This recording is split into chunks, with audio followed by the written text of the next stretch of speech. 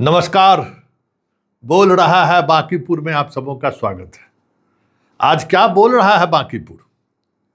आज नामांकन की आखिरी तिथि थी। दोनों उम्मीदवार एक साथ नामांकन करने पहुंचे। थोड़ी देर के अंतराल में प्रशांत किशोर भी पहुंचे और नीरज कुमार भी पहुंचे। देखिए, यही तो कहा जाता है। पहले भी बीजेपी के प्रत्याशी के तौर पर एक उम्मीदवार नामांकन किए, लेकिन कुछ वजह रही जिस वजह से अब वो चुनावी मैदान में नहीं रहेंगे। अब नीरज चुनावी मैदान में रहेंगे। नीरज को लेकर मीठापुर, जो बीजेपी का गढ़ का इलाका माना जाता है, उस इलाके के वोटर क्या सोचते हैं, क्या मानते हैं, नीरज को लेकर वो कितना गंभीर है, और बीजेपी के परंपरागत वोटर नीरज और बीजेपी को लेकर क्या सोचता है, और यादव कितना बदलने को तैयार है। क्योंकि यादव का भी थर्मामीटर लगाना जरूरी है कि वो अभी भी आरजेडी के साथ है या फिर बदलाव के पक्ष में कुछ बात भी कर रहा है। तो हमने कुछ यादवों से भी बात की है, हमारा संवाददाता आलोक, और व्यापार करने वाले लोगों से भी बातचीत हुई है। बड़ा क्लियर कट, उसमें कट टू कट, कहीं कोई इफ वट नहीं है। हाँ, एक बात जरूर समझ में आई कि जो उम्रदराज लोग हैं उनको आज भी इस सत्ता हस्तांतरण को लेकर सहज नहीं है। उनका मानना है कि नीतीश के जाने के बाद सब कुछ बेपटरी होते जा रहा है, और ये अपने आप में बड़ी बात है कि लोग महसूस करने लगे हैं कि शासन व्यवस्था बदलने लगी है, और शासन व्यवस्था इस कदर बदलने लगी है कि लोग यह सोचकर सहम जा रहे हैं कि पता नहीं आने वाला बिहार कैसा होगा, आने वाला पटना कैसा होगा। हालांकि इसका असर बांकीपुर उपचुनाव पर कितना पड़ेगा कहना मुश्किल है, लेकिन लोगों की कुछ तो राय है। जरा उस राय को समझने की कोशिश करिए। हम इसी तरीके से मतदाताओं का नब्ज टटोलते रहेंगे। वैसे अभी शुरुआती दौर है, बहुत सारी चीज़ें बदलेंगी जब प्रचार अभियान की शुरुआत होगी। जो कुछ दिख रहा है वही ईवीएम पर दिखे, ये भी कोई ज़रूरी नहीं है, लेकिन एक लिटमस टेस्ट है जिस टेस्ट के सहारे हम इन चीज़ों को समझना चाहते हैं। ज़रा आप भी समझिए और सोचिए, क्या वाकई में बांकीपुर के सहारे दिल्ली को संदेश देने की तैयारी तो नहीं है। बांकीपुर विधानसभा उपचुनाव हो रहा है। पहले नितिन नवीन थे, उनको राष्ट्रीय अध्यक्ष बना दिया गया बीजेपी की तरफ, लेकिन जो मीठापुर का इलाका जो है कभी सुधरता हुआ नहीं दिखता। आखिर क्यों? देखिए, हमेशा तो हम लोग को आश्वासन ही मिला है। हमारे माननीय जो विधायक जी थे वो भी हमेशा आश्वासन दिए, ये काम हो जाएगा। जो भी काम भी करवाए भी उसका समीक्षा कभी नहीं किया। आज ये रोड बना है हमारा, इसका समीक्षा कभी होबे नहीं किया। अगर रोड आप बनवाए हैं तो उस पर विचार करते कि हाँ भाई, जो रोड यहाँ बनवाए हैं इतना सेशन किया है तो उसका क्या होगा।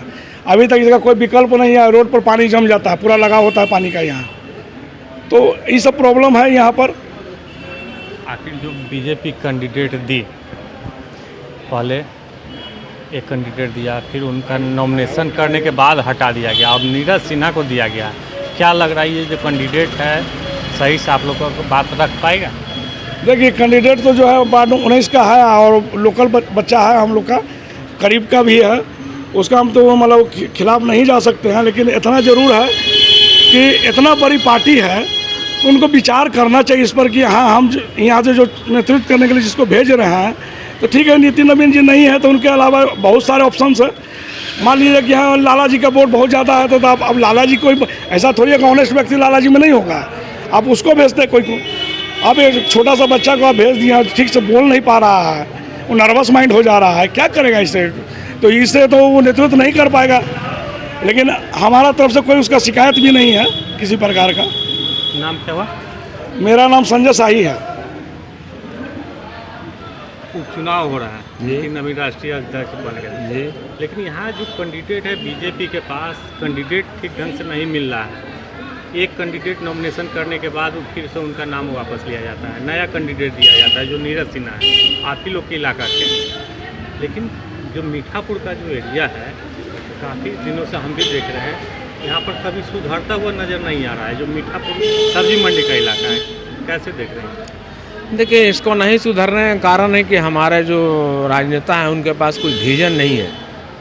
अगर विजन होता तो ये पुल को ही जो बनाया गया है, ये पुल बनाने से भी कोई फ़ायदा इसलिए नहीं है कि क्राउडेड है, फिर भी जाम लगता है। हम लोगों को बच्चे को स्कूल छोड़ने में या लाने में बहुत परेशानी होती है। यहाँ प्लानिंग वे में किसी मीठापुर आज तक इसीलिए ऐसा है कि प्लानिंग वे में कोई भी कार्य नहीं किया गया है, समझे। हाल फिलहाल ही हमारा नया रोड बना है, इधर पीसीसी बना है, जो कि आरसीसी बनना चाहिए था, क्योंकि इस पर हेवी गाड़ियों का 40 से 45 टन का लोड इस पर जाता है। लेकिन पीसीसी बनाया गया है, जो भी ज़्यादा चलेगा नहीं। लेकिन इसको इस तरह से बनाया गया है कि अगर बरसात हो जाए तो आप परसों आते तो देखते यहाँ वहाँ पानी जम जाता है। तो हम तो यही, नीरज सिन्हा कैसा कैंडिडेट? नीरज सिन्हा हमारे क्षेत्रीय है, लड़का अच्छा है, इसमें कोई डाउट नहीं। लेकिन कहने का मतलब है तजुर्बा की कमी उसमें है। तजुर्बा की कमी आप बोल रहे हैं, लेकिन एक तरफ प्रशांत किशोर हैं, दूसरी तरफ रेखा गुप्ता हैं। क्या लग रहा है कि नीरज सिन्हा उनको मात दे पाएंगे? देखिए, 3 कैंडिडेट खड़ा है, एक तरफ रेखा गुप्ता है, एक तरफ प्रशांत किशोर हैं और एक तरफ नीरज सिन्हा है। लेकिन हम एक तरफ और भी हैं, बीना शाही, क्या समथिंग ऐसे बीना मानवी है। लेकिन अगर हम चारों से कंपेयर करेंगे तो सबसे काबिल सक्षम में प्रशांत किशोर आते हैं, ठीक है। पार्टी बेसिस अलग है, पार्टी की क्षमता क्या है ये अलग बात है। लेकिन अगर उनकी यथी की बात की जाए, दक्षता की बात की जाए, तो उसमें प्रशांत किशोर आगे हैं। प्रशांत किशोर अच्छे उम्मीदवार हैं। आपके नज़र में कौन से उम्मीदवार अच्छे लग रहे हैं? जो बीजेपी के पास उम्मीदवार तो मिल ही नहीं रहा है, 2 उम्मीदवार कर रहे हैं, एक नॉमिनेशन के बाद वो वापस ले रहे हैं, नया कैंडिडेट दे रहे हैं फिर से। देखिए, इनका सिलेक्शन समिति था ना, वो गलत किया था। पहले ही इनका फाइनल करना चाहिए, जो कि बेचारा कैंडिडेट जो वापस लिया था, हम उससे बहुत भारी बेइज्जती हुआ है। इससे हम नॉमिनेशन, अब हमको कुर्सी दे दीजिए और कुर्सी से हटा दीजिए, सबसे बड़ा बेइज्जती है। पार्टी को पहले ही निर्णय करना चाहिए कि हमको किस कैंडिडेट को देना है। इस तरह का पार्टी का छवि खराब होता है। पार्टी का छवि। हाँ, प्रशांत किशोर कैसे उम्मीदवार हैं? रेखा गुप्ता कैसे? बढ़िया उम्मीदवार है प्रशांत किशोर। क्या लग रहा है इस बार प्रशांत किशोर निकल जाएंगे क्या? नीरज कुमार नहीं निकलेगा। कारण है कि उनका वोट बैंक यहाँ उतना नहीं है। जो भी है बीजेपी का वोट बैंक है, निकलेगा तो बीजेपी ही यहाँ से। तो आपके नज़र में क्या लग रहा है, नीरज कुमार सिन्हा प्रशांत किशोर को मात दे पाएंगे? जो एरिया आप लोग का इलाका है, विकास कैसा लग रहा है? जो विकास नितिन नवीन ने जो किया था वो सही है या आप नीरज कुमार सिन्हा से एक्सेप्ट कर रहे हैं? देखिए, इस एरिया के हिसाब से अगर हम देखते हैं तो थोड़ा आगे इस रोड में नया पुल बना है, उधर हमारा एक मकान था। तो उस मकान को विकास के नाम पर उस पूरे 300 मकान को ढा दिया गया। लोग को मुआवजा मिला, पैसा भी मिला, लेकिन जिस दर से मिलना चाहिए था उस दर से मिला नहीं बाजार रेट से। बहुत लोगों को मकान का पैसा नहीं मिला, जिसमें हमें खुद नहीं मिला है मकान का पैसा। हम तो उनका पूरा श्रेय अगर दोषी देते हैं तो हम नितिन नवीन को हम दे सकते हैं। वो अगर चाहते तो पूरा मकान को हम लोग को बचा सकते थे। पुल को इधर आपको नहर के रोड से वो पार कर सकते थे। फिर उसके बाद भी पट्टी लाइन के उस पार में भी पुल बनाई है, ऑप्शन दिया गया था उस समय, आप उधर से आप पुल बना लीजिए। लेकिन हम लोग को बातों को नहीं रखी और साथ में इसी रोड से पुल आगे जाकर लेबर कोर्ट के पास गिरा दिया। उसी लेबर कोर्ट के पास हमारा मकान था। मेरा 8 दूर में बना हुआ मकान मेरा ख़त्म हो गया, आज रोड पर हम है। नीरज कुमार सिन्हा आपका बातों को रख पाएंगे यदि चुनाव जीतते हैं? नीरज कुमार सिन्हा को कल पहली बार देखे हैं, बगले का लड़का, हम पहले से बाई फेस नहीं पहचानते थे। लेकिन अगर नेताओं के बीच में अगर मान लिया 4 आदमी को एक जगह खड़ा कर दिया, आप डिबेट में लड़ा दीजिए, तो उसमें प्रशांत किशोर को रखिए, नीरज सिन्हा को रखिए, रेखा गुप्ता को रखिए, इस सबको बैठा के बात कीजिएगा तो सबसे बेटर बोलने में और सबसे अच्छा लगेगा आपके दिल में समा गए वो प्रशांत किशोर है। हम लोग भी चाहते हैं, हमारा भी ऐसा सोच है, बदलाव इस बार हो। बदलाव चाहिए, बिल्कुल होना चाहिए, क्यों नहीं होना चाहिए? हमारा मकान चला गया है यहाँ पर।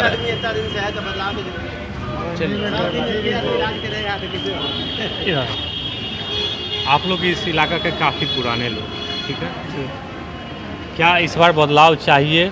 जो नितिन नवीन के बाद जो उपचुनाव हो रहा है, राष्ट्रीय अध्यक्ष तो बन गए, लेकिन विकास कैसा लग रहा है? विकास हुआ है नितिन नवीन के रहते हुए या नीरज सिन्हा करेंगे?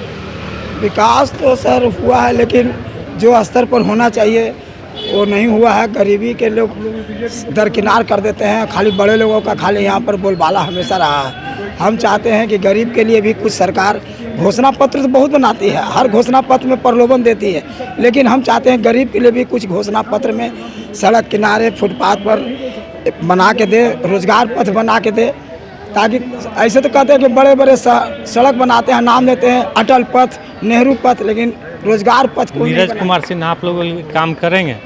युवा चेहरा है, देखिए त्रिकोणीय मुकाबला हो रहा है। त्रिकोणीय है? त्रिकोणीय है, संघर्ष हो जाएगा इसमें। प्रशांत किशोर कैसा उम्मीदवार? उम्मीदवार तो बहुत अच्छे हैं, लेकिन यहाँ पर वोटर ज़्यादा है तो कह नहीं सकते हैं। इस बार बदलाव चाहिए? बदलाव तो होना ही चाहिए। आपके नज़र में क्या लग रहा है, इस बार बदलाव चाहिए? हाँ, बदलाव चाहिए, बदलाव चाहिए। इतना महंगाई चरम सीमा पर है, सबको हर तोड़ रहा है, कितना का भगा रहा है, कमाए खाए नहीं दे रहा है। बदलाव जरूरी है। सम्राट सरकार से भी सब उब गया है, तब उब चुका है। यही 100 दिन के अंदर में अपहरण हो गया, अब उसको अभी तक गिरफ्तारी नहीं हुआ, मार के फेंक दिया। 100 दिन के अंदर में ही सम्राट सरकार से? हाँ, सरकार से दम तोड़ तहस नहस कर ले, तोड़ तार के, तो क्या करेगा? इतना महंगाई चरम सीमा पर, गैस 2000 में दे रहा है, 2200 में, क्या करिएगा?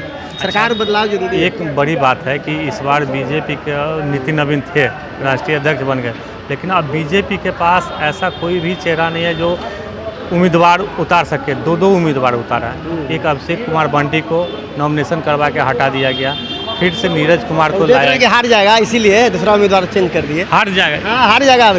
अबरी त्रिकोणीय मुकाबला, सीधा मुकाबला नहीं है, वोट बटेगा। अबरी आप लोग क्या चाहते हैं? हम लोग तो रेखा गुप्ता के लिए।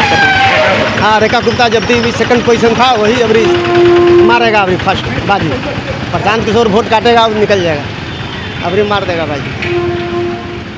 बाबा, आप बहुत पुराने लोग हैं, काफ़ी दिनों से यहाँ पर रह रहे हैं। इस बार बीजेपी कैंडिडेट दो उतारी, अभिषेक कुमार बंटी, उसके बाद उनका नॉमिनेशन के बाद फिर से वापस ले लिया गया नाम। अब नीरज कुमार सिन्हा को दिया गया है बीजेपी की तरफ से।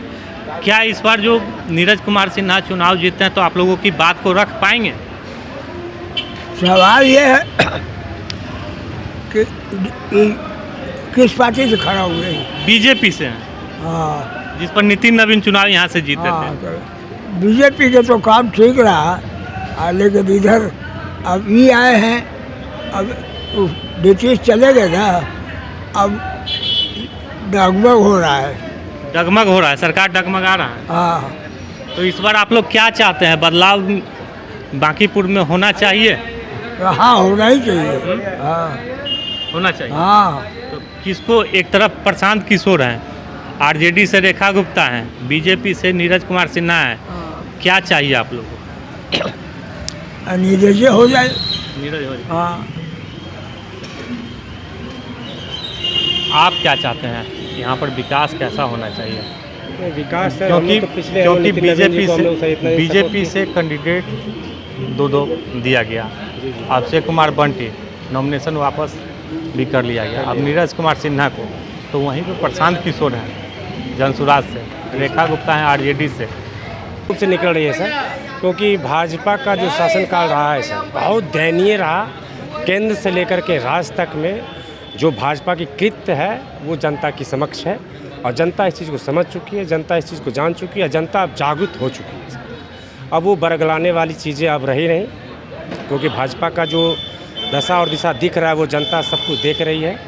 जो केंद्र से लेकर के राज्य तक में जो हालत है सर, जो आज गरीबी और बेरोजगारी जो चरम पे है, इस पर कोई ध्यान नहीं है किसी सरकार की। कोई इस पर बेरोजगारी पे बात करने के लिए बिल्कुल सहमति नहीं है, बिल्कुल उस पर बात करना नहीं चाहते हैं कि क्या बेरोजगारी। आप लोग क्या चाहते हैं? बांकीपुर से कौन सा उम्मीदवार को निकलना? रेखा गुप्ता।